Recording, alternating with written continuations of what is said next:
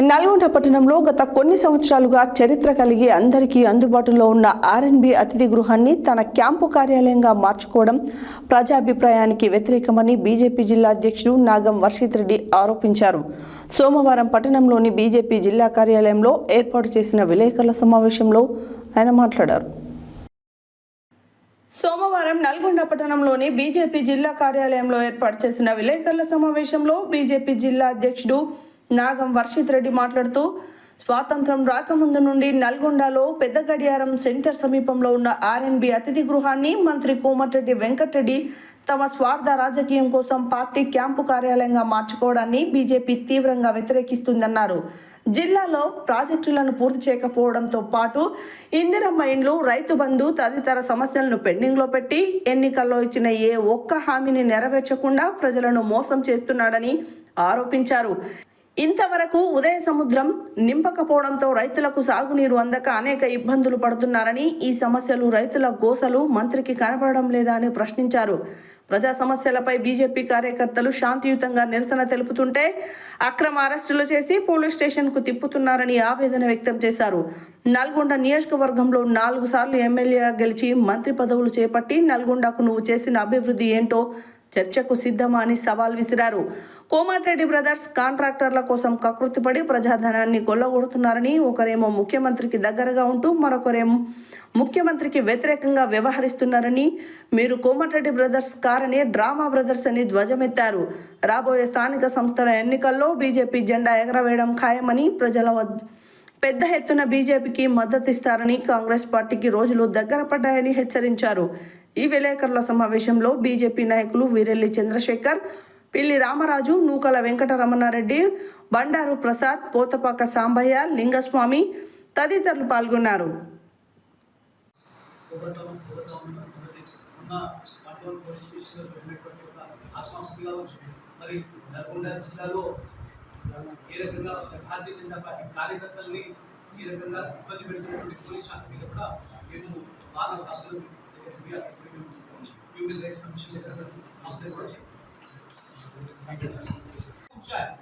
అది R&B guest house.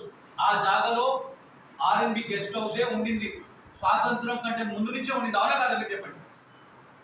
పత్రికా మిత్రులందరినీ నేను ఇక్కడ అడుగుతా ఉన్నాను. నేను మరి స్వాతంత్రం కంటే ముందు కోమటిరెడ్డి వెంకటరెడ్డి పుట్ట కంటే ముందు కూడా మరి అది ఆర్ఎన్బి గెస్ట్ హౌస్ లో ఉన్నదా లేదా?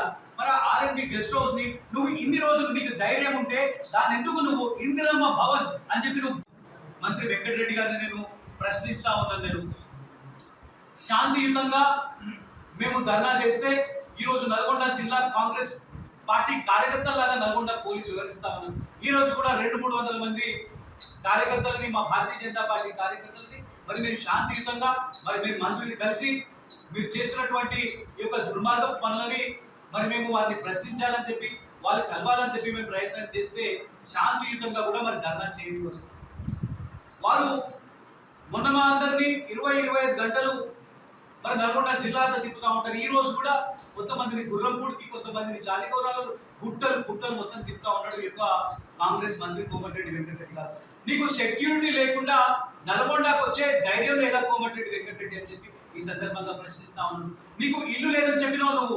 నీకు ఇల్లు లేదని చెప్పి నట్టింట్లో ముంచినావు ఈ రోజు నల్గొండ ప్రజలని చెప్పి ఈ సందర్భంగా నేను మీకు మనవి చేస్తా ఉన్నాను.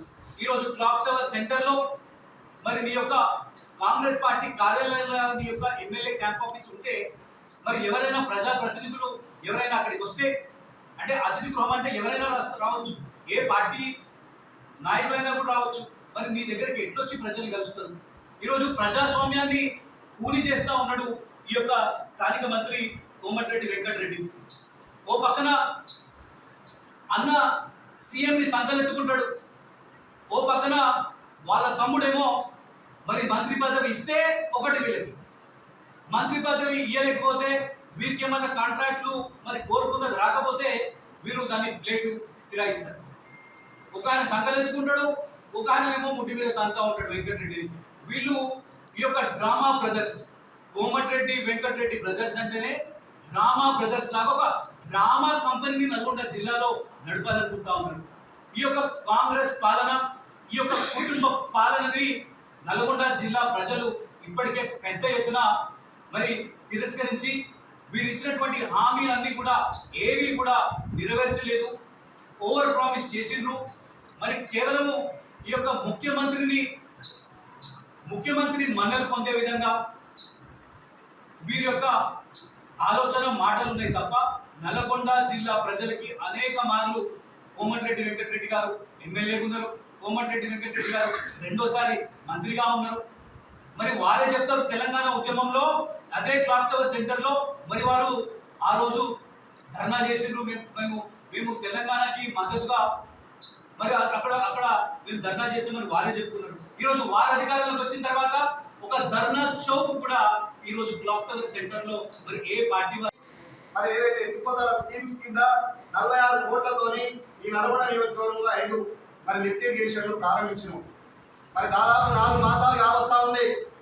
ఏ ఒక్కటన్నా కనీసం ప్రారంభించినామని చెప్పేసి శంకుస్థాపనలు మాత్రమే తప్ప ఏదైనా పూర్తి చేసినామని చెప్పేసి మరి కోమటిరెడ్డి వెంకటరెడ్డి అడుగుతా ఉన్నాను. ఈ విధంగా ఇచ్చినటువంటి హామీలు ఈ రాష్ట్ర ప్రభుత్వం ఇచ్చే పరిస్థితి లేదు. కేవలం మీ కాంట్రాక్ట్ కమిషన్ల కోసము ఏదైతే కేంద్ర ప్రభుత్వం ఇస్తున్నటువంటి రేషన్ బియ్యాన్ని ప్రారంభించుకోవడం కోసము హెలికాప్టర్లో దిగడం తప్ప మరి ఈ ప్రజల సమస్యలను ప్రజల బాగోగులను పట్టించుకునే పరిస్థితి లేదు. ఇలా రైతుల సమస్యలను పట్టించుకునే పరిస్థితి లేదు. ఇలా ఈ నియోజకవర్గంలో ఏ రోజన్నా ప్రజలకు అందుబాటులో ఉన్నావా? నీకు 4 పర్యాయాలు నల్గొండ ప్రజలు అవకాశం ఇచ్చారు, మంత్రిగా పనిచేయ అవకాశం వచ్చింది గత ప్రభుత్వంలో, చేసినావు. మరి ఇప్పుడు మళ్ళా మంత్రి అయినావు, మరి ప్రజలకు అందుబాటులో ఉండి ఎవరికి పని చేసినావు అని చెప్పేసి మేము భారతీయ జనతా పార్టీ అడుగుతా ఉన్నది. ఖచ్చితంగా ఈరోజు ఏదైతే ఈ నల్గొండ నియోజకవర్గంలో గత ప్రభుత్వము మరి గత ఏదైతే కేసీఆర్ గారు వచ్చి ఈ నల్గొండ నియోజకవర్గాన్ని దత్త తీసుకొని అభివృద్ధి పేరుతోని మరి ఒక 2 రోడ్లు వేస్తే మొదలుపెట్టినటువంటి రోడ్లను పూర్తి చేయడానికి కూడా 2 సంవత్సరాల కాలం పట్టింది. ఇలా మిర్యాలగూడెం రోడ్డు ప్రజలు ఎన్ని అవస్థలు తీస్తున్నారో ఒక్కసారి ఆలోచన చేయమని కోమటిరెడ్డి వెంకటరెడ్డి గారిని అడుగుతా ఉన్నాను. ఇలా ఏదైతే తిప్పత్తు నుండి మిర్యాలగూడెం నుంచి వచ్చే అనేక వాహనాలు ఒక చిన్న కల్వర్ట్ కట్టడానికి నెలలు గడుస్తున్నా కూడా అది పూర్తి చేయని పరిస్థితి. ఇవాళ ఏదైతే ముషంపల్లి రోడ్డు మరి ఉన్నటువంటి దాదాపు 10 గ్రామాల ప్రజలు వర్షాలు వస్తే ఒక బురదమల్లకి వెళ్ళి గడుచుకున్న పరిస్థితి రావాల్సిన పరిస్థితి ఎదురైతా ఉంది. అదేవిధంగా ఏదైతే నర్సింగ్